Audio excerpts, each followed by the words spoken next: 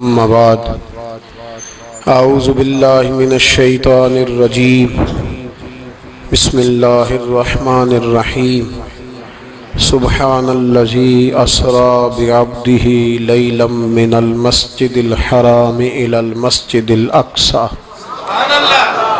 صدق الله العظيم وصدق رسوله النبي الكريم ان اللہ وملائکتہ یصلون علی النبی یا ایہا الذین آمنوا صلوا علیہ وسلموا تسلیما الصلاۃ والسلام علیک یا سیدی یا رسول اللہ وعلی آلک واصحابک یا حبیب اللہ الصلاۃ والسلام علیک یا نبی اللہ وعلى آلك وأصحابك يا نور الله اللهم صل على سيدنا ومولانا محمد معدن الجود والکرم وآلہ وبارک وسلم۔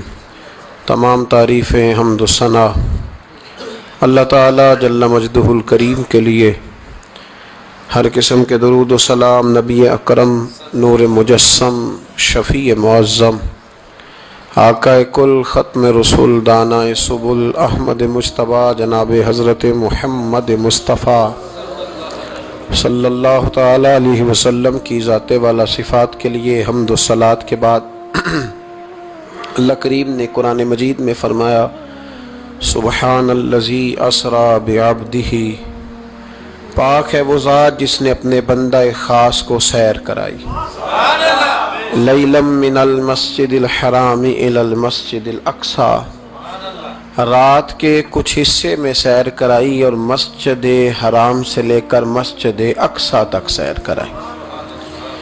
نبی کریم صلی اللہ علیہ وسلم کو اللہ نے بڑی ہی شانیں عطا فرمائی، بڑی عظمتیں عطا فرمائی۔ ان عظمتوں میں سے ایک بہت بڑی عظمت کا نام واقعہ معراج ہے۔ میرے بھائیوں، جب سے امت کے اندر خیالات تقسیم ہوئے ہیں، اپنی اپنی رائے لوگوں نے قائم کی ہے، تو کچھ ایسے ذہنوں نے بھی کچھ اختراعات ایسی بھی زمانے میں وضع کی ہیں، کہتے ہیں جی حضور کی تعلیمات زیادہ بیان ہونی چاہیے، نبی پاک کی شان بیان کرنے کا کیا معنی ہوا؟ یہ میلاد کا جلسہ، معراج کی محفل، حضور کی عظمتیں شانیں، یہ کیوں بیان ہوتی ہیں؟ سوال یہ ہے ان دوستوں سے کہ اللہ کریم نے قرآن مجید میں فرمایا کہ انا اعطیناک الکوثر، محبوب بے شک ہم نے آپ کو خیر کثیر عطا فرمائی، دی ہے اللہ نے، دی ہے اپنے نبی کریم کو۔ یا اللہ تو دینے والا ہے، رسول لینے والے ہیں، ہمیں کیوں بتا رہا ہے؟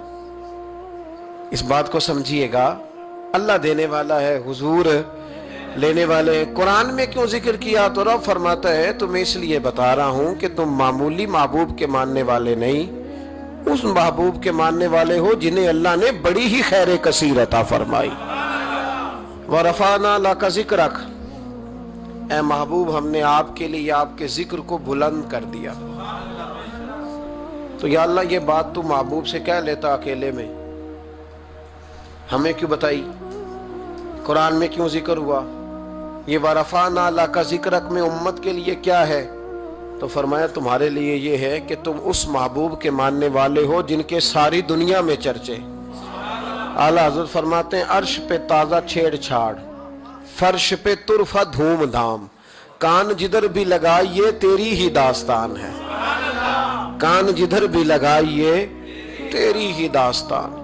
تو نبی کریم علیہ السلام کی عظمتوں کا بیان، حضور کی شانوں کا بیان، نبی پاک کے تذکرے، وہ اس لیے ہیں تاکہ امت مسلمہ سر اٹھا کے جیے اور وہ لوگوں کو بتائیے۔ ہمارے حکمران کئی دفعہ جب پاکستان کا اور یورپ کا موازنہ کر رہے ہوتے ہیں تو مجھے یوں لگتا ہے کہ جیسے بڑے شرمندہ ہیں پاکستان میں پیدا ہو کے، بڑے پریشان ہیں، ان کو بڑی تکلیف ہے۔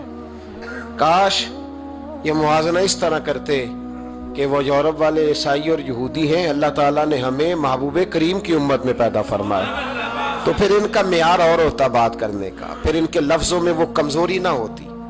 دیکھو نا، پاکستان میں کتنے حملے ہوئے، کتنے زیادہ مسجدوں میں بم پھٹے، کبھی کو حکمران آیا کہ آؤ مل کے جمعہ پڑھتے ہیں؟ لیکن نیوزی لینڈ کی وزیر اعظم نے یہ کام کر کے کمال نہیں کر دیا؟ ہمارے تو ابھی تک وہ سائیوال کے یتیم بچوں سے ملنے کوئی حکمران نہیں گیا، کوئی نہیں گیا، اس لیے کہ یہ قوم تو ایسی ہے، ہمیشہ لائنوں میں لگ کے ووٹ دیتی ہے۔ ان کا کیا ہے؟ انہوں نے کل پھر گاڑیوں کے پیچھے اسی طرح بھاگنا ہے، جیبوں سے سٹیکر بنوانے ہیں، اشتہار چھپوانے ہیں۔ یہ تو مطلب بھیڑ بکریاں دو چار مر جائیں تو کیا حرج ہے؟ یہ ہمارا سٹیٹس ہے، ہمارا۔ ان کا کیا ہے؟ ان کو تو پتہ ہے کہ ان کو کیسے یوز کرنا ہے۔ میں نے اس وقت بھی کہا تھا اور آج بھی کہتا ہوں، نمبر پلیٹ بدلنے سے گاڑیاں نئی نہیں ہوتی۔ گاڑی بدلے تو پھر اس کا نظام بدلتا ہے، بدلنا ہے تو اس کا انجن بدلو، نمبر پلیٹیں نہ بدلو۔ یہاں نمبر پلیٹیں بدل کے وہی گاڑیاں دوبارہ روڈ پہ چھوڑ دی جاتی ہیں۔ نہ ادھر ادھر کی تو بات کر، یہ بتا کہ قافلہ کیوں لٹا؟ مجھے رہزنوں سے غرض نہیں، تیری رہبری کا سوال ہے۔ تو یہاں تو تباہی اتر رہی ہے۔ اللہ تعالیٰ سمجھنے کی توفیق عطا فرمائے، اللہ ہمارے حال پر رحمت کی نظر فرمائے۔ تو یہ شرمندہ ہو کے جو لوگ باتیں کرتے ہیں نا، معاذ اللہ کمزوری دکھاتے ہیں، یہ اس کمزوری کو دور کرنے کا بہترین علاج یہ ہے کہ ہر گلی میں، ہر کوچے میں، ہر نگر میں میرے مصطفیٰ کی عظمتیں بیان کی جائیں۔ اور جہاں تک ان لوگوں کا تعلق ہے بیچارے جو کہتے ہیں واقعہ معراج سمجھ میں نہیں آتا، تو ان کو میں پوچھتا ہوں کہ تمہیں تو اپنا وجود بھی سمجھ میں نہیں آتا، کیسے سانس لیتے ہو؟ معدے کا کون سا نظام ہے؟ نظام انہضام کیا ہے؟ جگر کہاں ہے؟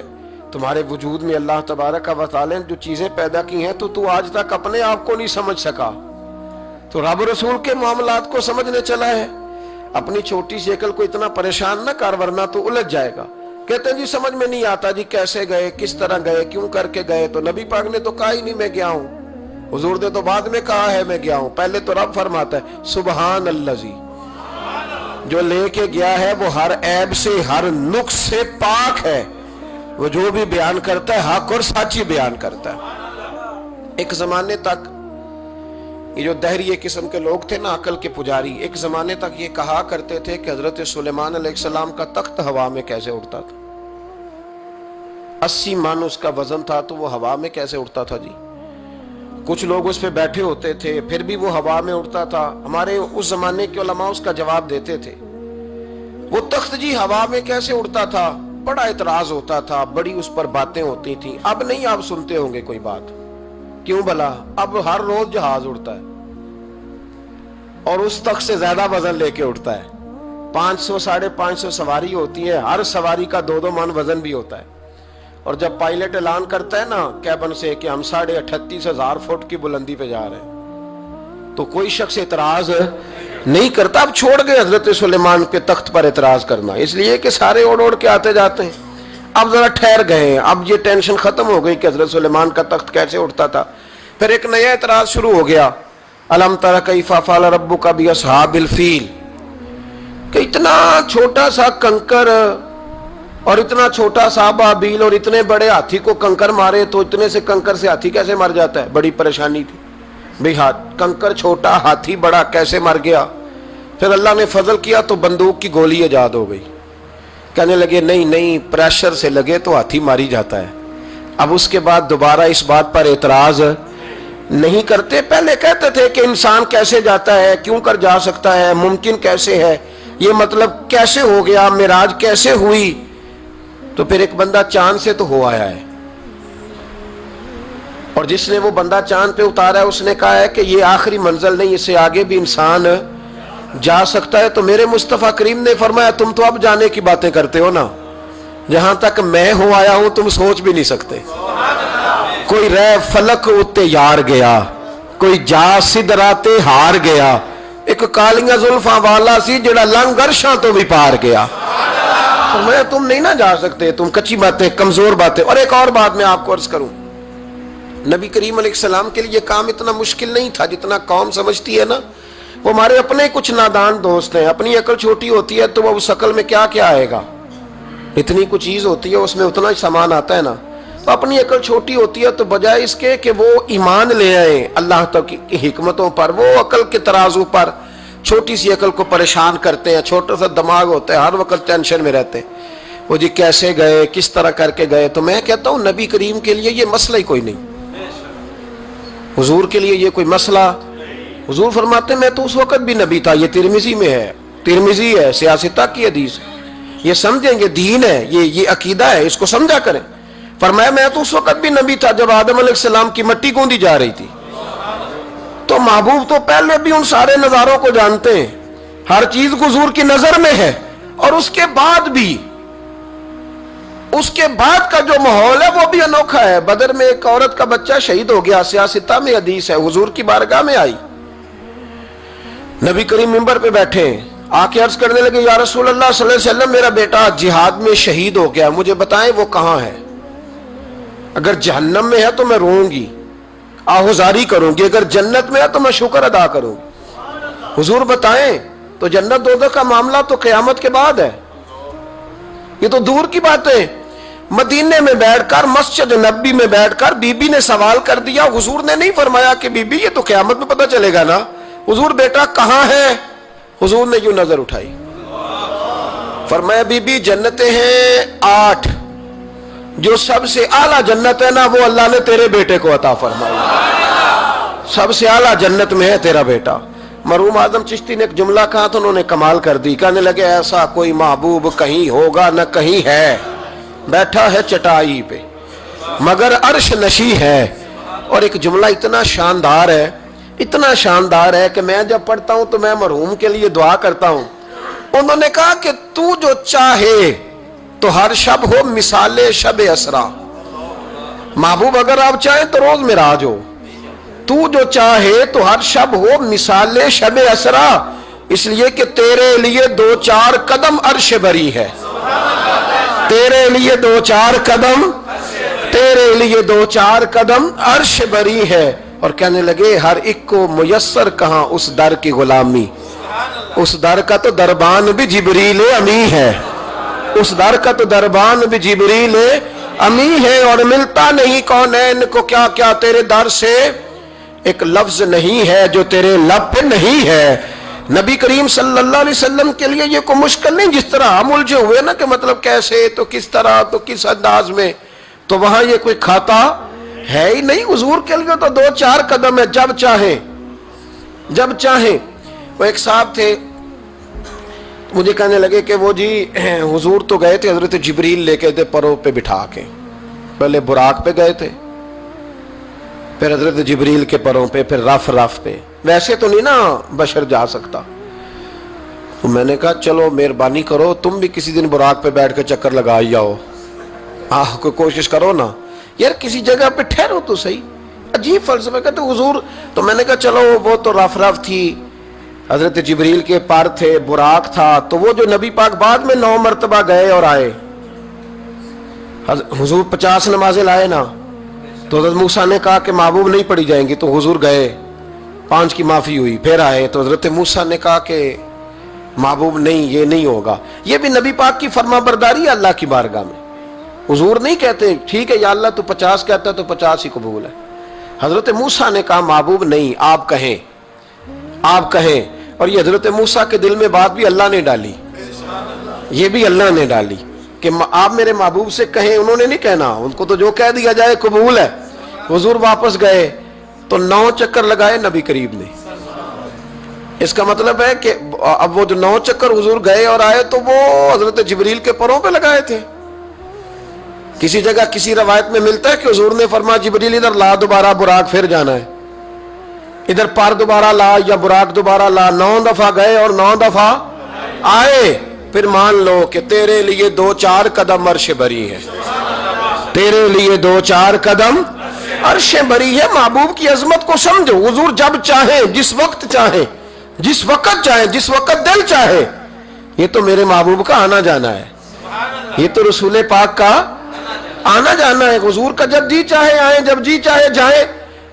حضور نماز پڑھا رہے تھے، یہ صحیح مسلم کی حدیث ہے. مسلمانوں ساری زندگی آنکھیں کھول کے، دل کھول کے، خوشبو کی طرح مہک کر، پھولوں کی طرح تازہ تر و تازہ رہ کے زندگی گزارو، اس لیے کہ رب کریم نے تمہیں شانوں والا رسول عطا فرمایا ہے. طبیعتیں ٹھنڈی رکھو، مزاجوں میں سکون رکھو، خوش ہو جایا کریں حضور کا. آپ یقین کریں کسی جگہ محفل میلاد لکھا ہوتا ہے تو طبیعت ٹھنڈی ہو جاتی کہ یہاں میرے نبی کی نعتیں پڑھی جائیں گی. کسی جگہ محفل معراج لکھا ہوتا ہے تو طبیعت ٹھنڈی ہو جاتی ہے، یہاں حضور کا ذکر ہوگا. یہ نا اپنے دل میں شوق پیدا کریں. جو لوگ کہتے ہیں نا بڑے دکھ ہیں تو وہ حضور کی نعت سن کے راضی ہونا سیکھیں، اللہ انہیں سکھ عطا فرمائے گا. جو کہتے ہیں بڑے پریشان رہتے ہیں تو وہ حضور کے درود و سلام سے راضی ہونا سیکھیں، اللہ سکون عطا فرمائے گا. سنگیو یاد رکھو، جو کہتے ہیں کہ دل بے قرار رہتا ہے، اپنے دل کو حضور کی تعریف سے جوڑ لے، رب تیرے دل کو سکون عطا فرمائے گا. خوش ہونا سیکھیں حضور کا نام سن کے، ٹھنڈا ہونا سیکھیں، طبیعتوں کو کلیجوں کو ٹھنڈا کرنا سیکھیں، اللہ راحت عطا فرمائے گا. لیکن اگر بحث ہی بحث کرنی ہے تو کیسے جی، کس طرح جی، کس حال میں. میں بڑی تنقید کرتا ہوں پیسے لینے والوں، طے کرنے والوں پر، کئی دفعہ تکلیف بھی بڑی ہوتی ہے. ایک بندہ بڑی پیاری نعت پڑھ رہا تھا، بڑی پیاری، میں بھی سٹیج پہ موجود تھا. تو ایک صاحب سے میں نے کہا کہ یار آج تو مزہ آ گیا، کلام سننے کا لطف آ گیا. تو کہنے لگا اس نے 40,000 بھی لیا ہم سے. تو میں نے کہا یار ٹھیک ہے، اگر اس نے لے ہی لیا ہے نا تو تمہیں بحث کرنے کی کیا ضرورت ہے؟ جتنی اچھی وہ نعت پڑھ رہا ہے نا، میرے خیال میں 40,000 بھی تھوڑا ہے، اس کو زیادہ دینے چاہیے تھے. اور اگر اس نے لے لیے، اب دے دیے، تو اب بحث کرنے کی کیا ضرورت ہے؟ اب تو مزہ لینا چاہیے کہ میرے نبی کا ذکر کر رہا ہے. وہ جو لے دے رہا ہے وہ اللہ اس سے حساب لے لے گا نا خود ہی قیامت میں. یہ ہم بھی شکوہ کرتے ہیں، سمجھانے کی کوشش کرتے ہیں، لیکن ان شکووں میں آ کے ہم نے نعت تو نہیں نہ چھوڑ دینی، حضور کا ذکر تو نہیں نہ چھوڑ دینا. اب اس کے نیچے آ کے وہ اپنا ذائقہ لینا. تو میں نے پہلے بھی آپ کو بتایا تھا، پھر بتاتا ہوں. میں مسجد نبوی شریف میں نا سلام کرنے کے لیے حاضر ہوا. اب تو میرے جیسے بندوں کو نقاب کر کے جانا پڑتا ہے نا، اس وقت ذرا جلدی چلے جایا کرتے تھے، موقع مل جاتا تھا. تو میں نا بابو سلام سے داخل ہوا تو ایک بابا جی بڑے سادے سے، پگڑی بھی سادی، طبیعت بھی سادی، تو اپنی موج میں وہ جا رہے ہیں. مواجہ شریف پہ حاضر ہوئے تو اس نے کہا چل آجی نکل. دھکے دیتے ہیں نا، ان کی موج ہے، وہ دھکے دے رہے. تو بابا بڑا راضی ہے، یعنی طبیعت بتاتی ہے جس نے راضی رہنا ہوتا ہے، جس کا دل کرتا ہے راضی رہنے کو، اللہ توفیق بھی دے ہی دیتا ہے. اور کچھ بیچارے دنیا میں آئی پریشان رہنے کے لیے، ان کا پروگرام ہی نہیں خوش ہونے کا، اللہ ماشاءاللہ. ان کو بڑی ٹینشن ہوتی ہے، ادھر سے بھی ٹینشن، ادھر سے بھی ٹینشن. کوئی ہنس کے ملا تب بھی ٹینشن، نہ ہنس کے ملا تب بھی ٹینشن، پریشان ہی رہتے ہیں، مزاج بن جاتا ہے. بابا جی بڑے فریش تھے، بڑی طبیعت ٹھنڈی. اس نے دھکے دیے، کہ چل آجی اللہ. تو بابا پتہ کیا کہتے تیری خیر ہوئے پہرے دارا، اے روزے دی جالی چوم لین دے. تو وہ کہتا چل نکل، کہتا تیری خیر ہوئے پہرے دارا، روزے دی جالی چوم لین. میں نے اس بابا جی سے بڑی تربیت لی، میں جب بھی ان کو یاد کرتا ہوں میرا دل بڑا ٹھنڈا ہوتا ہے. وہ پھر اس نے تیسرا دھکا دیا، چل نکل. پاپا پھر کہتا تیری خیر ہوئے پہرے دارا، روزے دی جالی. اور وہ بندہ بالکل عربی النسل تھا جو دھکے دے رہا تھا. باہر نکلے، مجھے بھی دھکا دیا بابا جی کو. ہم باہر نکلے تو میں کہا بابا جی انہوں کو تو تہاڈی بھی سمجھ آندی سی. کہندا پتر مینوں بھی پتہ ہے، میں تے اپنا رانجھا پہ راضی کردا سا، اور مینوں پتہ ہے انہوں نہیں سمجھ آ رہی. مینوں پتہ ہے انہوں کی پتہ، میں تے پنجابی چ لگا اپنا. تو بھئی جس نے رانجھا راضی کرنا ہے نا، اس نے رانجھا راضی کر ہی لینا ہے. میں نے ایسے لوگ بھی دیکھے ہیں جو چھوٹے سے بچے کو کھڑا کر کہتے ہیں بیٹے مولا یا صلی اللہ علیہ وسلم آتا ہے، چل سنا میرا پتر. وہ بچے نے اس کو قصیدہ سنایا تو بابا جی 10 روپے دے کے اپنا رانجھا راضی کر کے نکل گئے. جس نے اعتراض کرنا ہے وہ سارا دن اسی چکر میں پڑا ہوا ہے، 50 لیا ہے، 40 لیں دینا. او بھائی تو جو لیتا ہے نا تو اس کو جان چھوڑ. تو یہ دیکھ کے تیرے محبوب کا ذکر کرتا ہے نا، تو رسول اللہ کی بات سن. اب سننا تو انہی سے ہے نا. ہم دعا کرتے ہیں اللہ انہیں بھی توفیق ہدایت عطا کرے، یہ پیسے لینے والے سیانے ہو جائیں. اور سارے لیتے بھی نہیں، تو ان سے سن لیا کر جو نہیں لیتے. سن تو صحیح نا، اپنا رنجا تو راضی کرنا، شوق تو بیدار کر، طبیعت میں ٹھنڈک تو پیدا کر. میرے رسول کریم علیہ السلام کی جو شانیں ہیں، حضور کی جو رفعتیں ہیں، نبی پاک کی جو بلندیاں ہیں، رسول پاک کی جو حضور کو اللہ نے اکرام دیا ہے، وہ گلاب کی طرح طبیعت کو مہکا دیتا ہے. جب ہم چیزیں پڑھتے ہیں تو طبیعت ٹھنڈی ہو جاتی. ہمارے حضرت صاحب کا طریقہ تھا، کوئی حضور کی شان والی روایت پڑھتے نا تو رات کو کتاب پہ نشانی لگا لیتے، اور صبح نا وہ کتاب پکڑی ہوتی تو کہتے ادھر آ بھائی یہ دیکھ کیا لکھا ہے قاضی یار صاحب نے، یہ دیکھو کیا لکھا ہے کہ نبی کریم علیہ السلام نے فرمایا اللہ تعالیٰ قیامت کے دن میری سفارش پڑھنا 70,000 امتیوں کو بغیر حساب کتاب ہی جنت میں داخل کر دے. یعنی ان سے کھڑا کر کے پوچھے گا بھی کوئی نہیں کہ کیا کیا کیا 70,000 بغیر حساب کتاب. یہ دیکھو کتنی شان والی بات. تو وہ ٹھنڈا کرنا چاہتے تھے نا اپنے دل کو, تو ان کے دل ٹھنڈے ہو جاتے تھے. ایک بات سننا تو طبیعت پھولوں کی طرح مہک جاتی.